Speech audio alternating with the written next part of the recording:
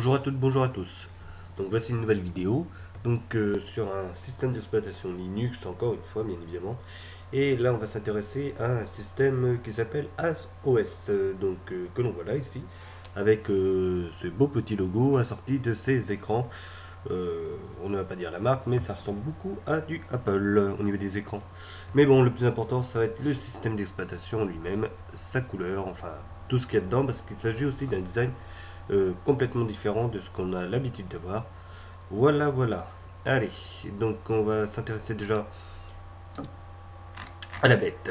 Donc voilà un petit peu, mince. Voilà un petit peu à quoi ça ressemble. Euh, Au niveau de l'interface, donc là on est carrément sur le site internet même de ASOS. Voilà, avec la possibilité bien évidemment de télécharger le système d'exploitation. Donc en l'occurrence, je crois que j'ai la Core Edition. Voilà, donc hop, ici, le voici, le voilà. De ce côté-là, je crois qu'on avait le tour. Et puis au niveau du système d'exploitation, donc il s'agit d'un système tout simplement d'un autre pays, donc c'est Nauru. Alors Nauru, c'est tout simplement un petit pays, plutôt une île, située dans l'Océanie. Donc il suffit d'aller tout simplement sur Maps, et puis on va aller voir où ça se trouve. Donc là on voit très bien que c'est carrément une île. Voilà, c'est pas plus compliqué que ça. Voilà. Et si je vais dézoomer, hop, on va le laisser faire. Hop, voilà, voilà. Par rapport à l'Australie et tout ce qu'il y a autour. Donc on se trouve là-dessus. Bon. Je vais tout fermer. Hop, hop, hop, hop. Bon. J'ai été internet tout simplement parce que bah voilà, ça prend un petit peu de place tout ça. C'est bon, ça enregistre. Allez. Donc on va lancer la bête. Normalement, il démarre tout seul, je sais plus. Normalement, oui. Oui, oui, c'est bon. Donc pendant qu'il charge, bon, on oublie les erreurs. Bon, ça c'est juste que, comme d'habitude, Linux laisse apparaître les chargements en écrit, hein. Donc voilà, mais sinon, il n'y a pas d'inquiétude. Il est bien en train de charger le système d'exploitation. Et une fois qu'il sera affiché, on pourra donc voir un peu plus en détail le système. Allez. Il faut dire qu'en même temps on enregistre, donc c'est vrai que c'est pas toujours très rapide.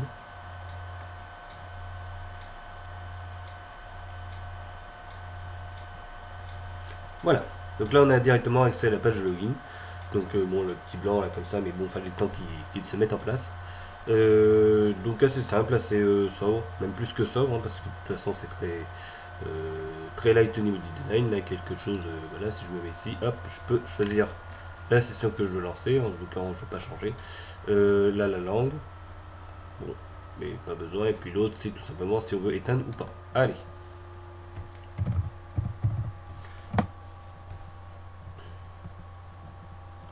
Voilà, donc là c'est pareil. Là je viens d'entrer le login, le mot de passe plutôt. Voilà.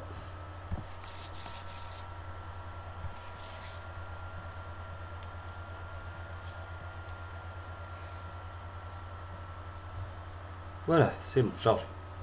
Bon, c'est un petit peu long, mais au moins une fois que c'est chargé, c'est chargé. Il y a tout, il n'y a pas besoin d'attendre que ça charge des petits logiciels supplémentaires. Ça, c'est pas mal de ce côté-là. Donc voilà, donc c'est ce qu'on avait vu de toute façon sur les petits screenshots là vite fait au niveau de la présentation du système d'exploitation. Les deux petites barres avec celle du bas, celle du haut, bon, bah, on va y voir tout de suite ce qu'il y a. Pour commencer la barre du haut avec bien évidemment l'heure, tout ça, pour se déconnecter, tout est ici. Voilà, la présentation des fenêtres, la batterie, le volume. Hop, si je me clique ici, hop, on peut avoir accès au volume. Voilà, sortie audio et tout. Design, on y reviendra tout à l'heure de toute façon. Là, le câble ou pas. Bon, en l'occurrence, normalement, c'est Wi-Fi qui s'affiche. Là, nos dossiers et tout. Donc, on a directement le raccourci ici. Bon, c'est plutôt pas. C'est pas comme ça, mais bon, on l'a. Les mails. Voilà, pour prendre ou pas une capture d'écran. Là, les mises à jour. Là, je vais pas les faire. Montrer le bureau, donc ça c'est quand on a les fenêtres d'allumées et les notifications qui s'affichent ici. Ici bien évidemment le menu et en bas le dock avec nos petits logiciels habituels que l'on a l'habitude d'utiliser, que l'on peut bien évidemment augmenter ou réduire sur notre guise. Voilà. Donc au niveau de la présentation, ça c'est fait. On va tout de suite voir le menu, voir ce qu'il y a dedans. Bien évidemment, donc un petit menu qui se veut assez simple entre le classique et le moderne. Donc classique dans le sens où justement si je vais ici, hop, il m'affiche sur la droite, voilà, d'autres parties du menu. Hein. Voilà. Avec bien évidemment son lot de logiciels. Bon bah là je suis parti dans toutes les applications de toute façon. Voilà. Donc ici, hop, tout simplement la partie des informations, donc à propos de ASOS, les paramètres, le terminal, ça bien évidemment pour entrer des commandes, gestionnaire des fichiers, on verra ça tout à l'heure de toute façon aussi, le navigateur, internet qui est Firefox. Bon, lui, il est toujours là de toute façon. Voilà, au niveau des accessoires, la calculette, capture d'écran, bon ça ok, on a même alors une application pour avoir les cartes. Donc ça c'est vraiment cool. Voilà, j'ai jamais utilisé encore un peu. Voilà. Alors par quel modem c'est fait? Ça je sais pas. Si je vais dans là non. Hop.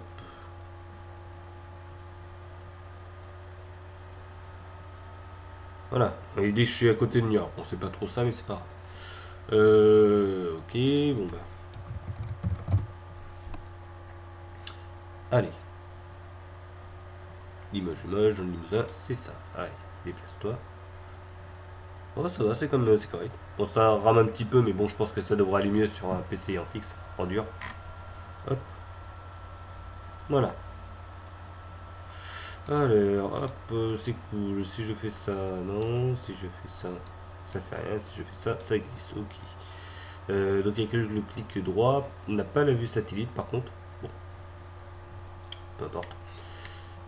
Je sais pas si on peut faire des itinéraires.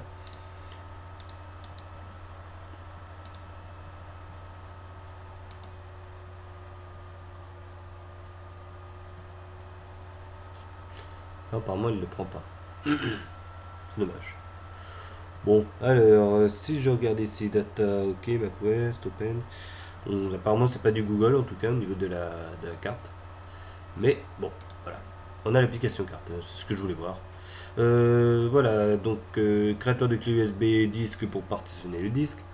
Le dock et les préférences du dock, donc c'est celui qui est en bas, ici, donc, bon, voilà. Visionneuse de documents, donc pour les PDF et tout. Le gestionnaire de fichiers, encore là. Bon, bah, les clés USB, gestionnaire d'archives, donc ça pour décompresser ou pas nos documents. Alors, Bloom2, je sais pas ce que c'est. Là, c'est Cloud, terminal, et puis bon, bah voilà, l'éditeur de texte. Hein. Comme on a l'habitude de même voir les jeux Mines, alors là c'est mines, on a carrément Steam d'installer, de préinstaller, donc je vais pas installer, hein, c'est directement dessus. Et Sudoku, donc pas mal ça Steam, franchement. Bon. GIMP, lui il est toujours là de toute façon. Scanner les documents, Google Web Designer, alors ça je l'ai pas utilisé encore. Mais bon, ça m'a pas l'air mal. Visionneuse d'images et. Bon bah. Photo Manager, c'est tout simplement Shotwell normalement, si je ne me trompe pas. Ouais, c'est ça. Là,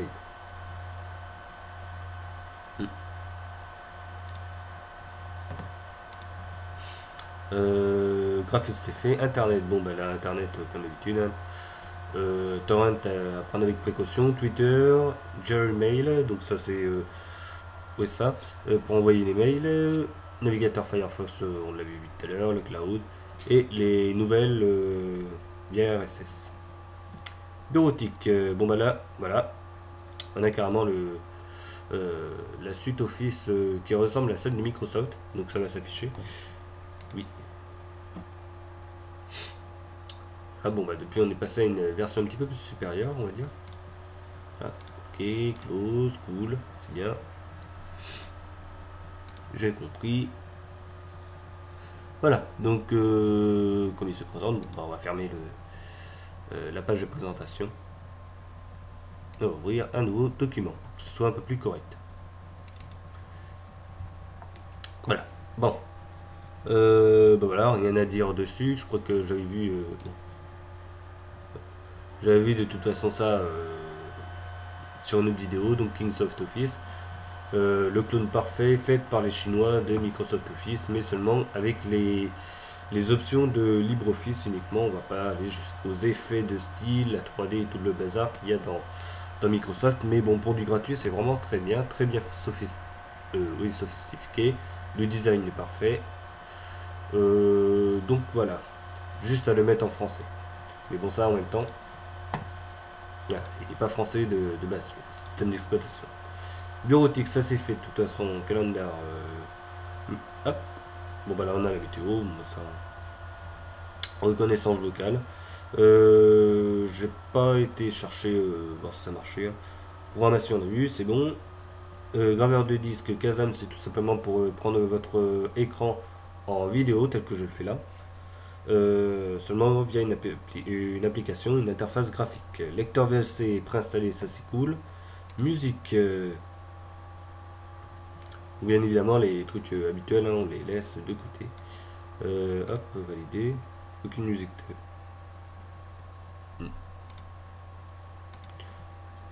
Voilà, donc c'est vraiment très basique. Photo bouffe, allez hop. C'est les trucs d'Apple ça. C'est eux qui l'ont. C'est pour prendre une photo à partir de sa webcam. Conversion de vidéo, téléchargement de vidéo, ça c'est bien ça aussi. Hop, clic grab. Ah mais tu vas arrêter de me l'ouvrir à chaque fois le truc. Voilà. Bon. Bah c'est des petits logiciels sympas mais que je connaissais pas sur Linux. Bon bah c'est bien.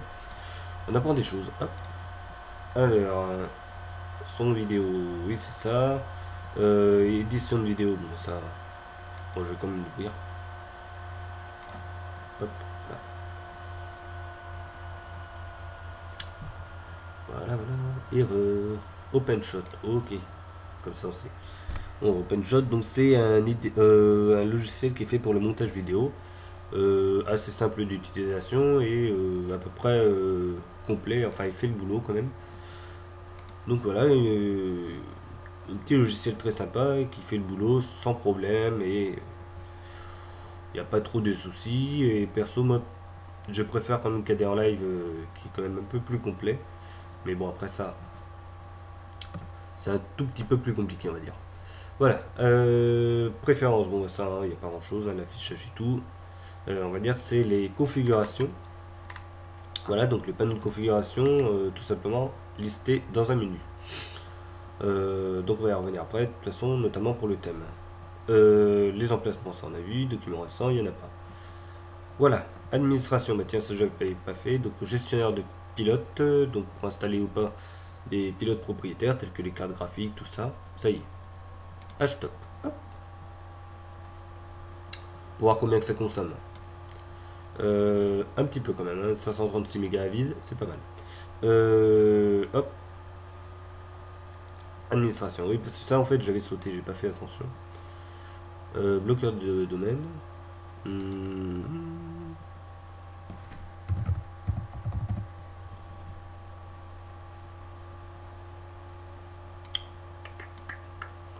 Allez, charge. Ah, je sais pas, si je fais ajouter, nom de domaine, ok. À mon avis, c'est un truc pour un peu comme AdBlock, mais en bien plus compliqué. Alors, hop, gestionnaire de mise à jour, bon bah ça non. Gestionnaire de paquet pour installer des logiciels. Voilà. Hop, pouvoir statistique, bon bah ça. On va l'ouvrir, allez hop. Ok, oui, c'est pour voir un petit peu l'état de notre ordinateur.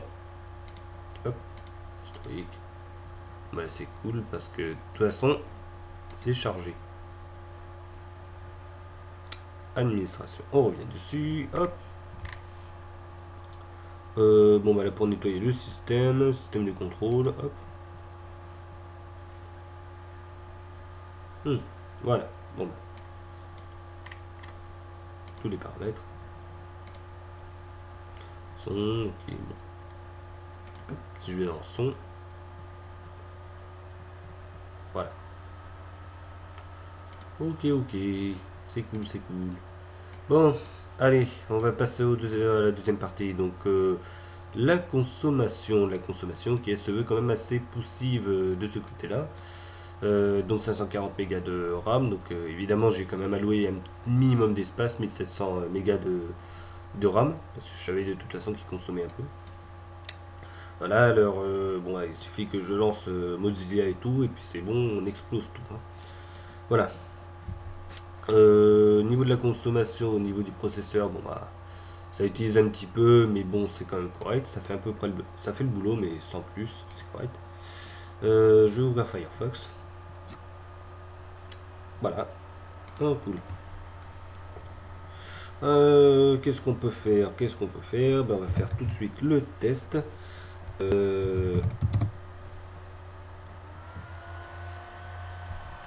Hop, non, c'est des livres, ouais c'est cool. On va faire une petite recherche. En même temps, je lui mets Office.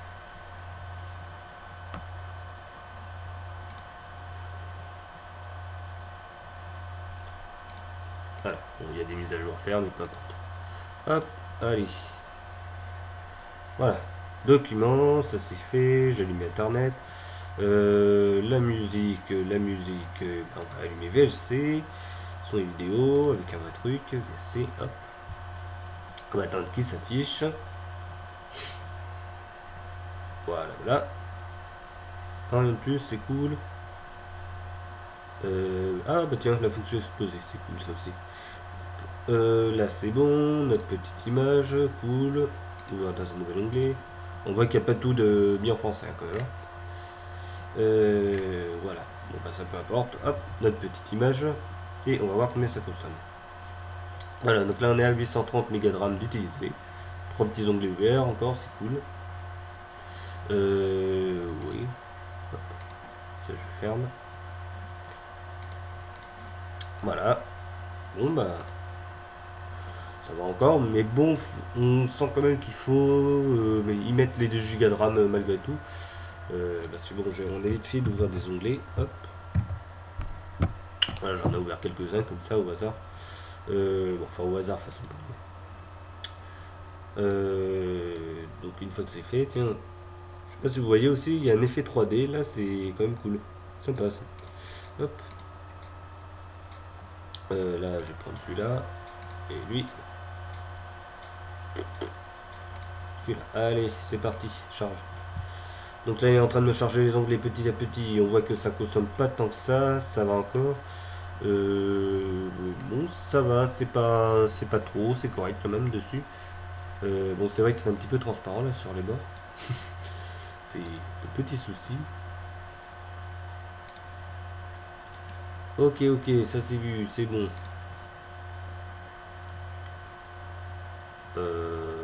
Quitte. Voilà, ça je quitte aussi. On va voir s'il récupère bien de ce qu'on vient de lui mettre dans la tête. Voilà, là j'ai tout fermé. Oui, ça va, ça récupère bien. 550, ouais. Ça va, c'est correct. Alors, allez, c'est parti. Dossier personnel, on va ouvrir le gestionnaire de fichiers. Voir comment il se présente. Bon bah. On va voir les différentes présentations disponibles.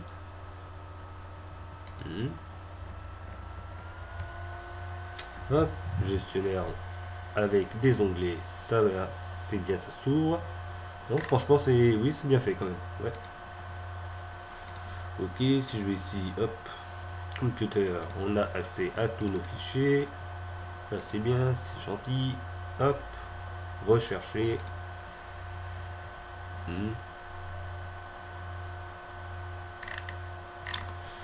Ok, ok, ça fait bien le boulot. Le menu, hop. Alors, qu'est-ce qu'on a dans le menu? Affichage, ok, barre de menu, oui, on la laisse. Parce que sinon, panneau supplémentaire, c'est quoi? Ah oui, tiens, bah voilà, on a fait double affichage, ça ressemble vraiment très bien, ça ressemble à Dolphin, donc ça franchement c'est cool. Hop. Par contre, F3 pour basculer, ok, comme ça on sait. icône, liste compacte, ok, édition, préférence, hop. On va voir un petit peu ce qu'il y a dans la bête. Bon, vue en icône, comportement, affichage. Alors, ok, affichage. Ça ressemble un petit peu à Chrome, la façon dont sont faits les onglets. Visualisation, oui, barre d'outils, bon, il y a tout. Ok, ça c'est complet, c'est bien. Hop, signé. Signé, tiens, je vais pas faire attention à ajouter un signé, modifier signé, c'est...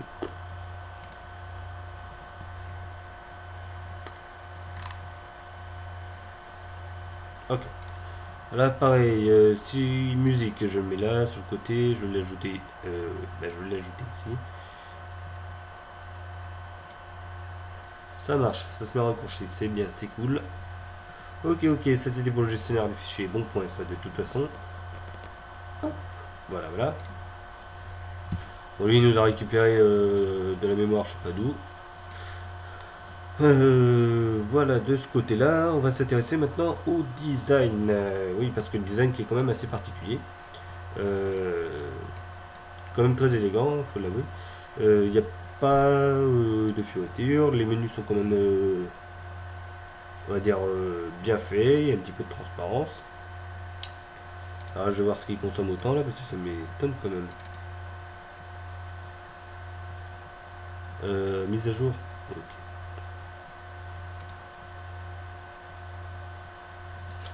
Hop.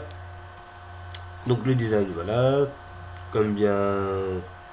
Il est bien, non, il fait. Franchement, il fait pas kitsch. Bon, à part que, justement, il y a un tout petit peu trop de transparence parfois, quand même. Hop. Préférence, on revient dessus.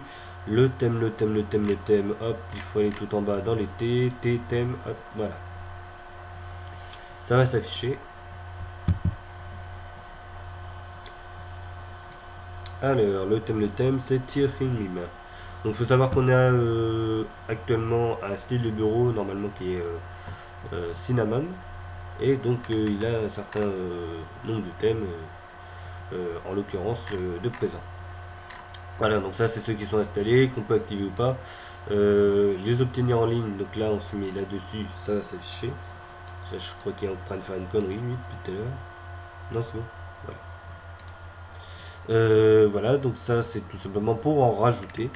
Voilà, après si je vais dans autres paramètres, voilà, je peux carrément contrôler les fenêtres. Enfin, changer le thème des bordures de fenêtres, les icônes. Voilà, si je fais ça. Vertex avec ses couches, je mets en slick. Voilà, boum, Windows 8. Bon, ben, c'est pas ce que je veux, mais.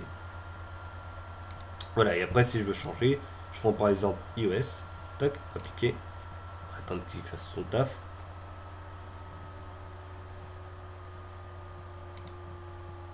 Voilà, et puis là on a un autre style, voilà.